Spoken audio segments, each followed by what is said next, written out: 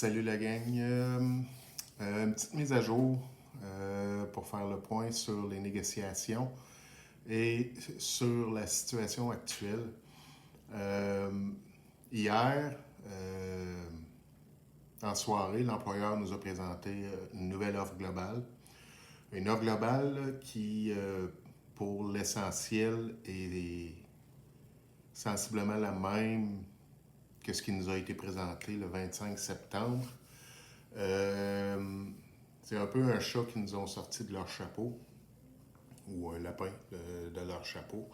Je veux dire, depuis le début de la semaine, on rencontre le médiateur, on a eu quelques rencontres avec l'employeur aussi. Puis hier, tout bonnement de même, après dîner, il nous a annoncé, bon ben, on a une dernière rencontre à faire après-midi, puis après ça, on a une offre globale à vous présenter. Fait que hier soir, aux alentours de 6 heures, ils nous ont présenté leur offre globale. Leur présentation dure à peu près 1 heure. Ce qu'il faut retenir de cette offre globale-là, c'est que encore une fois, c'est de la poudre aux yeux. Je veux dire, globalement, on sacrifie les futurs employés dans ça. Système de pension différent. Il y a aussi les vacances qui sont différentes, l'allocation de vacances est différente, toutes les coupures qui prévalaient dans l'offre du 25 septembre sont toujours présentes. Il y a seulement quelques petites modifications juste pour nous faire croire qu'ils ont bougé de leur position, mais au final, ces ajustements-là, c'est pas des gains pour nous autres. La seule chose qu'ils ont bonifié, dans le fond, c'est les augmentations de salaire. Pour la première année, ils sont passés de 3,5 à 5 ce qui fait quand même seulement, si on prend la valeur composée de ces augmentations-là sur 4 ans, grosso modo, ça fait 12 d'augmentation. On gagne... On ne regagne pas notre pouvoir d'achat qu'on a perdu avec les taux d'inflation qu'on a eus dans les 4 dernières années. Ce 12%-là, ce 12% composé-là qui nous offre sur 4 ans, devrait être notre augmentation de la première année au final pour pouvoir juste arriver kiff-kiff avec l'augmentation du coût de la vie qu'on a eue, l'augmentation de l'indice des prix à consommation qui est publié par le gouvernement du Canada, plus un 3,5% mène à 12% pour la première année. De là, notre demande. Vous savez, présentement, on est dans une étape qui est assez cruciale au niveau des négociations. On est dans le dernier sprint avant d'obtenir, au sens de la loi, le plein droit à faire des moyens de pression vis-à-vis de l'employeur. Puis, je veux dire, si l'employeur continue de maintenir la ligne qu'il maintient présentement, je veux dire, honnêtement, la seule option qu'on a, c'est de leur prouver qu'on est sérieux dans nos demandes, on est sérieux dans ce qu'on veut, on est sérieux au niveau de la charge de travail, ce qu'ils ont l'air à prendre à la légère. Les autres, tout ce qui compte pour eux autres, c'est leur portefeuille. Les seules choses qu'ils adressent, c'est vraiment au niveau de leurs finances. Puis ceux qui étaient présents au vote de grève ont pu le constater avec la présentation que le confrère Jérôme Roberge nous a fait. Il essaye de nous faire croire que ce qu'ils vivent présentement, c'est des pertes, quand dans le fond, ça fait partie de leur plan quinquennal, autrement dit, d'investir pour mettre à jour leur système d'exploitation, autrement dit, tous les plans de traitement pour être en mesure de traiter le plus de colis possible. Donc, ce qui a été mentionné, c'est ce qu'ils voulaient dépenser sur 5 ans, ça équivalait à environ 800 millions par année. Puis, ils nous annoncent des pertes de 758 millions pour la dernière année. Donc, on est dans les montants qui prévoient eux autres mêmes dans leur budget pour mettre à jour leur système de traitement de colis. Faut pas se leurrer. C'est de la poudre aux yeux que Post Canada essaye de nous passer. Ce qu'ils publient sur leur site comme offre globale, c'est un peu la même chose. Ils essayent de faire passer sous le radar tous les reculs qu'ils proposent en maintenant le fait que pour les employés actuels, il n'y aurait pas d'impact. Mais ce qu'il faut savoir, c'est que peut-être qu'au niveau de ce qu'on a présentement, au niveau des semaines de vacances, au niveau de la semaine de pré-retraite, au niveau des avantages sociaux et tout ça, ils essayent de nous faire croire que c'est la même chose, quand au final, il y a quand même des choses qui vont nous impacter, nous aussi, les employés actuels. Si je prends juste au niveau de la retraite, ils veulent faire passer la contribution des employés à la retraite. Présentement, est à 65 pour l'employeur, 30 pour les employés. Mais ce qu'ils veulent faire, c'est pour tous ceux qui vont prendre leur retraite à partir du 1er janvier 2026, vont devoir passer à un nouveau système de contribution qui est de 50 pour l'employeur et 50 pour l'employé. Donc, quand l'employeur mentionne dans ses communications que tout ce qu'il propose n'a aucun impact sur les employés actuels, c'est pas vrai.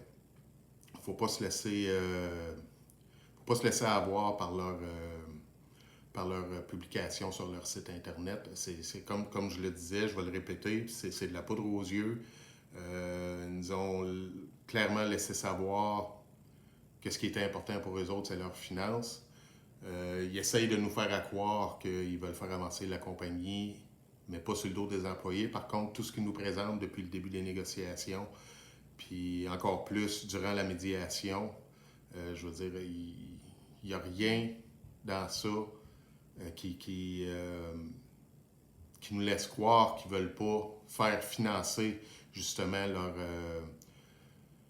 leur nouveau modèle de traitement de colis. Ils veulent le faire financer, autrement dit, par les employés. Ils veulent diminuer les avantages aux employés, ils veulent diminuer les semaines de vacances pour les employés, ils veulent retirer des avantages aux employés, tout ça pour financer leurs investissements qu'ils ont à faire pour se mettre à jour là, dans leur traitement de colis. Maintenant, les prochaines étapes, c'est sûr que la prochaine étape, c'est la grève. À moins qu'on en vienne à une entente ou à des avancements spectaculaires, des avancements inattendus, des changements de position de la part de l'employeur d'ici à samedi. Faut s'attendre à un déclenchement de la grève à tout moment. Il n'est pas dit que ça va être le 3 novembre, la première journée de grève. Par contre, on a le mandat d'être en mesure d'utiliser ces moyens de pression-là pour faire bouger l'employeur. Puis, ce que je peux vous dire, c'est que présentement, l'employeur est assez nerveux sur le déclenchement de la grève. C'est pas ce qu'il veut. Par contre, il veut pas bouger de ses positions non plus. Fait que c'est assez paradoxal comme discours qu'on a à la table de négociation. Même les médiateurs, ne savent pas. Ils ont de la misère à gager, autrement dit, la position de Post Canada. Autre chose qu'il faut savoir, nous autres, on sait que leur position financière annoncée, supposément qu'ils sont sur le bord de la faillite, puis tout ça, c'est stagé. C'est de même à toutes les négociations. Ceux qui ne sont pas habitués à cette situation-là,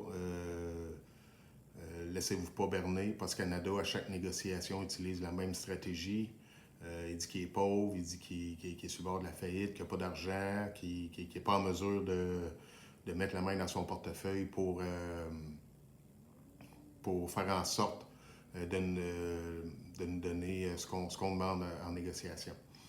Donc, à partir de là, ce qui devient important, c'est de démontrer justement à l'employeur qu'il n'y a pas juste le comité de négociation qui est derrière les revendications qu'on a. Ces revendications-là viennent des membres, ces revendications-là sont proposées par les membres, puis il faut que les membres démontrent à l'employeur qu'ils sont prêts à se tenir debout pour leurs revendications.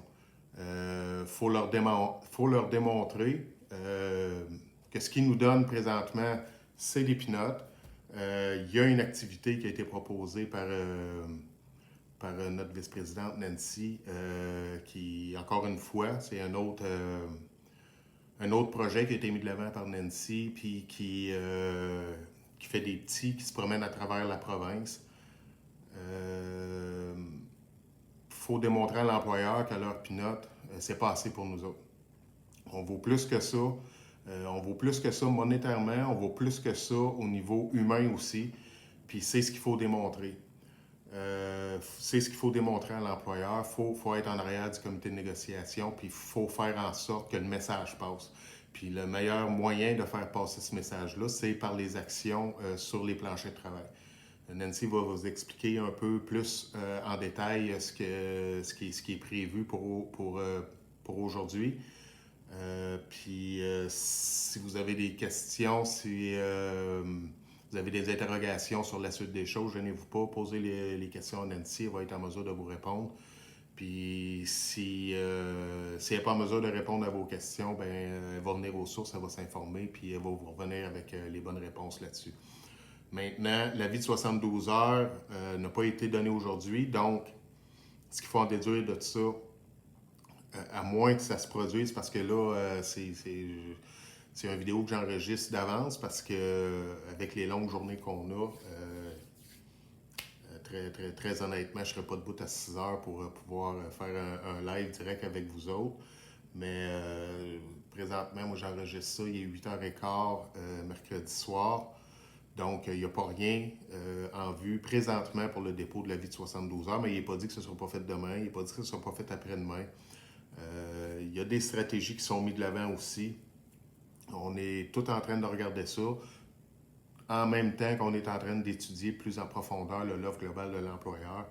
Il faut aussi avoir sur le site des discussions sur la stratégie adoptée en rapport avec les moyens de pression qu'on va mettre face à l'employeur. Mais ce qui est important de savoir présentement, c'est qu'il n'y a pas d'avis de 72 heures qui est déposé. Donc, ça ne se fera pas à partir du 3. Donc, ce qu'il faut comprendre de ça, c'est qu'à chaque jour où est-ce que l'avis de 72 heures n'est pas déposé, ça repousse d'une journée le moment où la grève sera déclenchée. Donc, là-dessus, ben, je vous remercie tout le monde. Continuez de nous appuyer, continuez comme je le dis toujours, la moindre petite action sur les planchers de travail est importante.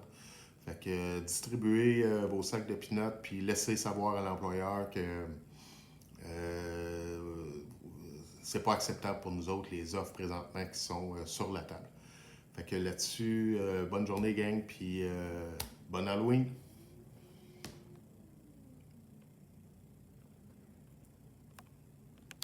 J'ai de la misère à fermer la vidéo.